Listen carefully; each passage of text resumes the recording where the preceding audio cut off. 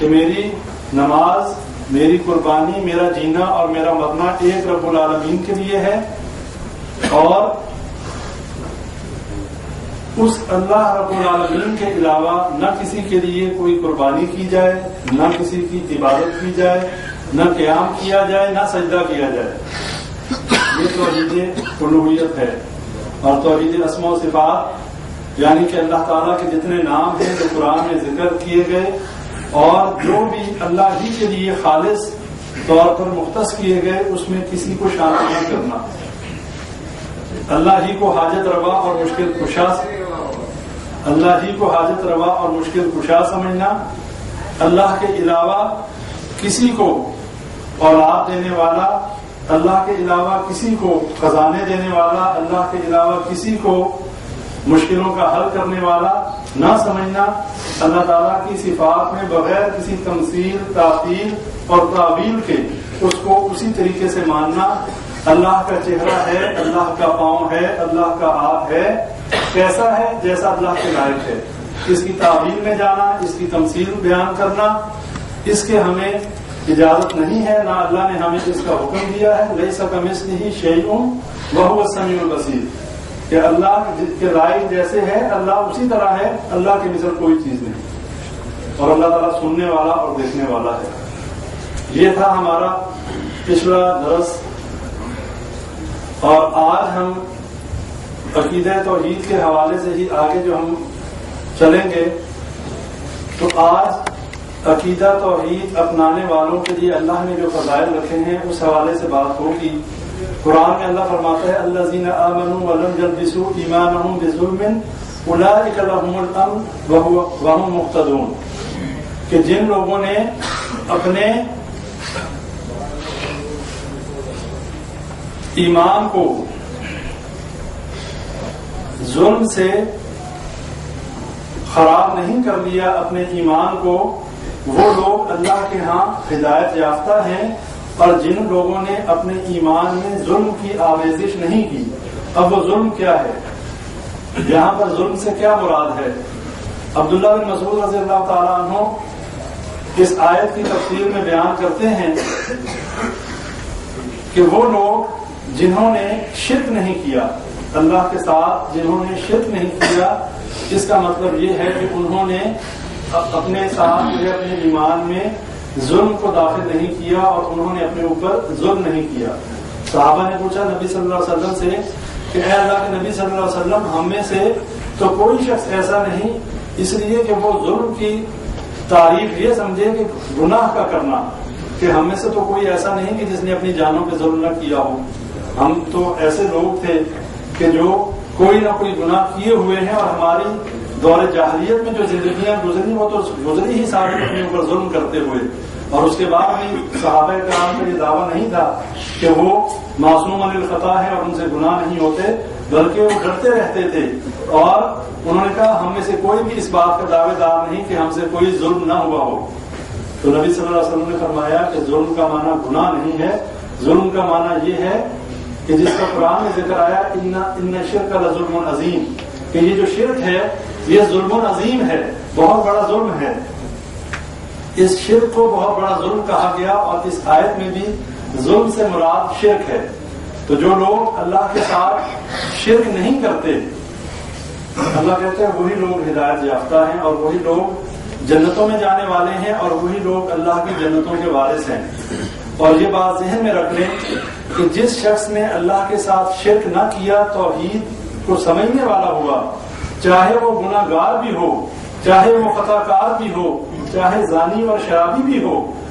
بلا آخر اس کے لیے جنت ہے، وہ بلا آخر جنت میں جائے گا۔ بے شک اللہ اس کی سزاؤں کا اس کو جو ہے کے لیے جہنم میں بھیجے اور اس کے بعد اس کو جنت دے، لیکن جو شخص گناہ گار ہے لیکن توحید کو سمجھنے والا ہے اس کے لیے جنت ہے۔ لیکن جو شخص توحید کو نہیں سمجھتا، جو شخص شرک کرنے والا ہے، جس کو توحید کا فہم نہیں ہے، جسے معلوم نہیں کہ اللہ کی اس توحید لا الہ الا اللہ کا اصل مفہوم کیا ہے، اس شخص کے لیے جنت نہیں ہے، چاہے وہ مسلمان کے گھر میں پیدا ہو، چاہے وہ یہودی کے گھر میں پیدا ہو، چاہے وہ عیسائی کے گھر میں پیدا ہو۔ جو بندہ توحید کا اس کے پاس علم نہیں ہے، توحید پہ چلنے والا نہیں ہے، شرک میں اپنی زندگی گزارنے والا ہے، اس کا کلمہ پڑھنا اس کو فائدہ نہیں دے گا۔ یہ باتیں اپنے ذہن میں بالکل صاف کر لیں۔ کوئی بندہ کسی قسم کی خوش فہمی میں نہ رہے کہ چونکہ ہم مسلمانوں کے گھروں میں پیدا ہوئے ہم جنت کے ٹھیکیدار ہیں، ہم جنت کے ٹھیکیدار ہیں۔ ہمارے ساتھ اللہ کا وعدہ جنت کا تبھی ہے کہ جب ہم اللہ کی توحید کو سمجھیں، اور جو شخص یہ لا الہ الا اللہ محمد رسول اللہ پڑھنے والا ہے اسے بھی یہ بات سمجھ لینی چاہیے کہ یہ لا الہ الا اللہ صرف ایک کلمے کا نام نہیں ہے۔ جس شخص نے اس بات کا اقرار کر لیا کہ لا الہ الا اللہ کوئی الہ نہیں مگر اللہ ہے، یعنی میرا کوئی معبود نہیں جس کی میں عبادت کروں اللہ کے علاوہ، اس کے کچھ لوازمات ہیں، اور اس کے لوازمات یہ ہیں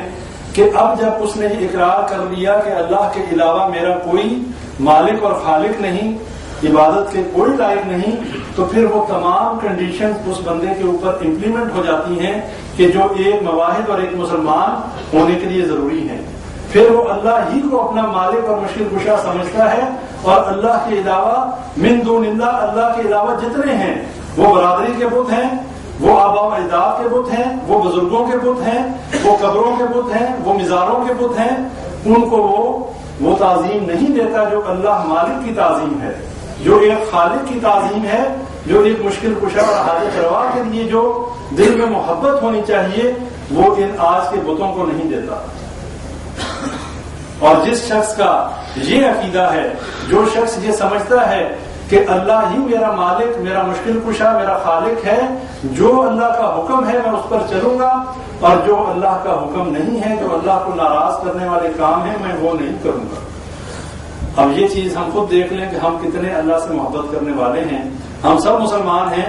ہم سب جو ہے یہ کلمہ پڑھنے والے ہیں، کیا ہماری زندگیاں اسی طریقے سے گزر رہی ہیں؟ کسی کی 40 سال، کسی کی 50، کسی کی 60 سال زندگی گزر چکی، کیا ہم نے اس ساری زندگی میں اللہ ہی کو مالک اور خالق الہ سمجھتے ہوئے کیا کوئی ایسا کام نہیں کیا کہ جس میں اللہ کو ناراض کیا ہو اور برادری کو خوش کیا ہو؟ کوئی ایسا کام نہیں کیا کہ جس میں اولاد کی محبت غالب آ گئی ہو، اور یہ سوچ کے کہ ٹھیک ہے اللہ تو اپنے حقوق تو معاف کر دیتا ہے، اللہ تو غفور الرحیم ہے، اللہ تعالیٰ تو معاف کرنے والا ہے۔ اللہ تعالیٰ یہ بات ہمارے ذہنوں میں، ہمارے زبانوں پہ ہر بندہ کہتا ہے حقوق العباد معاف نہیں ہوں گے، حقوق اللہ معاف، حقوق العباد معاف نہیں ہوں گے، اللہ اپنے حقوق غفور الرحیم میں معاف کرتے ہیں۔ یہ غلط فہمی نکال لیں۔ سب سے پہلا اللہ کا حق یہ ہے کہ اللہ ہی کی عبادت کی جائے اور اللہ کے علاوہ کسی اور کی عبادت نہ کی جائے۔ جس شخص نے اللہ کی عبادت کے علاوہ، عبادت صرف یہی نہیں کہ ہم جو نماز پڑھتے ہیں مسجد میں یہی عبادت ہے، عبادت میں نے پچھلے درس میں بتایا تھا ہر وہ کام کہ جس میں اللہ راضی ہو وہ عبادت ہے،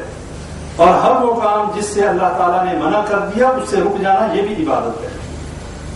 یہ صرف نماز، روزے، حج، زکوٰۃ اس کا نام عبادت نہیں ہے، یہ تو وہ فرائض ہیں جو ایک مسلمان کے لیے توحید کو گلے سے لگانے اور کلمہ پڑھ لینے کے بعد لازم آتے ہیں، یعنی کہ بنیاد اسلام علی خمس، کہ اسلام کی بنیاد 5 چیزوں پر ہے، جس میں پہلی چیز ہے وہ لا الہ الا اللہ۔ اور ہم اس وقت اسلام کی اس پہلی بنیاد کے اوپر بات کر رہے ہیں کہ جس کے بعد ہمارے اوپر باقی لوازمات، باقی فرائض ہمارے اوپر لاگو ہوتے ہیں۔ جب ہم نے اس کلمے کو سمجھ لیا، آج ہماری بدقسمتی یہ ہے کہ ہم وہ لوگ ہیں کہ جنہوں نے کلمے کو اس لیے پڑھ لیا کہ ہم وہ کلمہ پڑھنے والوں کے گھروں میں پیدا ہوئے، خدا نہ خواستہ معاذ اللہ اگر ہم ان کے گھروں میں پیدا نہ ہوتے تو پھر ہمارا کیا بنتا؟ ہم میں سے کتنے لوگ ہیں جنہوں نے اس کلمے کو سمجھ کے قبول کیا؟ اللہ ماشاءاللہ، ہم سارے وہی مسلمان ہیں جن کے باپ دادا مسلمان ہیں۔ اس میں ہمارا کیا کمال ہے؟ ہماری اس دین کے لیے کتنی محنت اور کتنی کوشش ہے؟ ہم نے اس دین کے لیے کتنا وقت لگایا ہے؟ ہم نے اس دنیا کمانے کے لیے تو ساری زندگیاں ضائع کر دی، لیکن ہم نے اس دین کو سمجھنے کے لیے کتنا وقت ضائع کیا؟